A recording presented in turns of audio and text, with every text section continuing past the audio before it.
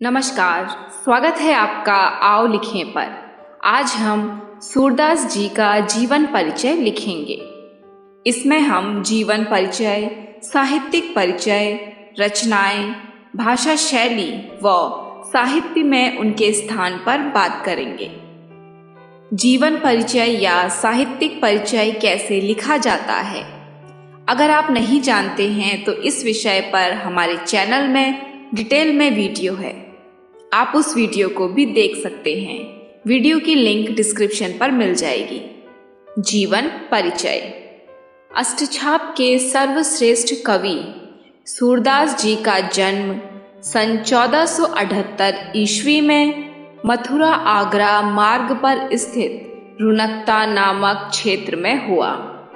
कुछ विद्वानों का मत है कि सूरदास जी का जन्म दिल्ली के पास सीही नामक स्थान में हुआ था। सूरदास जी जन्म से अंधे थे या नहीं, इस विषय पर विद्वानों में मतभेद है, क्योंकि इन्होंने कृष्ण की बाल लीलाओं का इतना मनोहर वर्णन किया है जो आँखों से प्रत्यक्ष देखे बिना संभव नहीं है। सूरदास जी बचपन से ही आगरा मथुरा के बीच गऊ घाट पर रहकर भजन कीर्तन करते थे। वहीं उनकी भेंट पुष्टि मार्ग के संस्थापक श्री वल्लभाचार्य से हुई और वे उनके शिष्य बन गए। वल्लभाचार्य ने उन्हें पुष्टि मार्ग में दीक्षित कर कृष्ण लीला के पद गाने का भार सौंपा। सूरदास जी की मृत्यु सन 1583 ईस्वी के लगभग गोवर्धन के पास पारसोली नामक स्थान में हुई।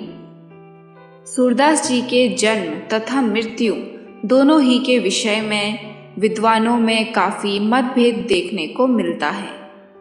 साहित्यिक परिचय। भक्ति काल के महान कवि सूरदास जी ने अपनी कल्पना तथा प्रतिभा से कृष्ण के बाल्य रूप का अति सुंदर, सरस, सजीव व मनोवैज्ञानिक वर्णन किया है। उनकी भाषा की सजीवता, संगीतात्मकता, सार्थक अलंकार योजना, धारावाही प्रवाह, कोमल कांत पदावली, भावानुकूल शब्द चयन को देखकर ऐसा जान पड़ता है जैसे सर्वप्रथम ब्रज भाषा को साहित्यिक रूप इन्हीं ने दिया हो। इनके काव्य में प्रकृति सौंदर्य का सूक्ष्म और सजीव वर्णन मिलता है। सूरदास जी का काव्य भाव्य पक्ष के साथ ही कला पक्ष की दृष्टि से भी बहुत महत्वपूर्ण है। उन्होंने न केवल भाव और भाषा की दृष्टि से साहित्य को सुसज्जित किया, वरन कृष्ण काव्य की विशिष्ट परंपरा को भी जन्म दिया। तुलसीदास, कबीरदास, मुंशी प्रेमचंद आदि के जीवन व साहित्यिक परिचय के विषय में आई बटन और डिस्क्रिप्शन बॉक्स पर वीडियो मिल जाएगी। इसकी एक प्लेलिस्ट भी इस चैनल पर बनी हुई है। सूरदास जी की रचनाएं। सूरदास जी द्वारा लिखित रचनाओं में से 3 प्रमुख रचनाएं इस प्रकार से हैं। सूरसागर, ये रचना सूरदास जी की सबसे प्रसिद्ध रचना है। सूरसारावली, साहित्य लहरी। भाषा शैली। सूरदास जी की भाषा साहित्यिक ब्रज भाषा है, जिसमें संस्कृत शब्दों की भी प्रचुरता है।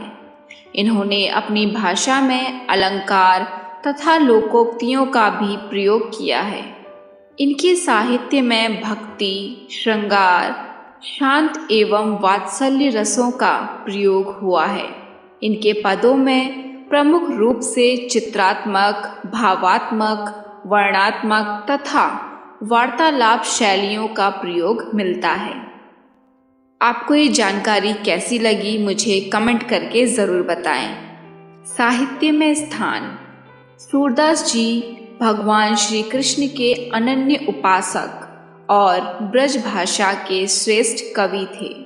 इनका बाल प्रकृति चित्रण, वात्सल्य तथा श्रृंगार का वर्णन अद्वितीय है। भाषा की दृष्टि से संस्कृत साहित्य में जो स्थान वाल्मीकि जी का है, वही स्थान ब्रज भाषा के साहित्य में सूरदास जी का है। इसी कारण काव्य जगत में इन्हें हिंदी साहित्य का सूर्य माना जाता है।